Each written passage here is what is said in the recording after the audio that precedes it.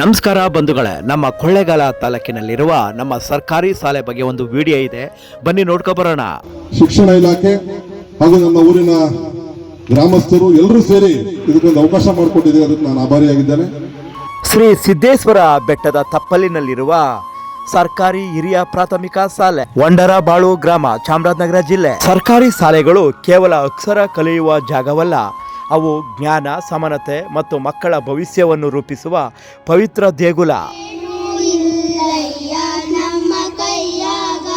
ವಂಡರಬಾಳು ಗ್ರಾಮದಲ್ಲಿ ಜನಿಸಿದ ಗಣೇಶ್ ರಾವ್ ಕೇಸರ್ಕರ್ ಅವರು ಕನ್ನಡ ಚಿತ್ರರಂಗದ ಸಾರಥಿ ಹಾಗೂ ಅನೇಕ ಚಿತ್ರಗಳಲ್ಲಿ ನಟಿಸಿದ್ದಾರೆ. ತನ್ನ ಹುಟ್ಟೂರಿನ ಶಾಲೆಯನ್ನು ದತ್ತು ಪಡೆದು ಸರ್ಕಾರಿ ಶಾಲೆಗೆ ಮರುಜೀವ ಕೊಟ್ಟಿದ್ದಾರೆ. ಸ್ವಚ್ಛತೆಯ ಕನ್ನಡತಿ ಅನು ಅಕ್ಕ ಅವರು ಸಹ ಈ ಶಾಲೆಗೆ ತಮ್ಮ ಒಂದು ಸೇವೆಯನ್ನ ಮಾಡಿ ಹೋಗಿದ್ದಾರೆ. GR ಫಿಲಮ್ಸ್ ಬೆಂಗಳೂರು ವತಿಯಿಂದ ಮಕ್ಕಳಿಗೆ ಉಚಿತ ಕಲಿಕಾ ಸಾಮಗ್ರಿಗಳು ಹಾಗೂ ಬಿಳಿ ಶೂ ಮತ್ತು ಬಿಳಿ ಟೀ ಶರ್ಟ್ ವಿತರಣೆ ಕಾರ್ಯಕ್ರಮವನ್ನ ಮಾಡಲಾಯಿತು.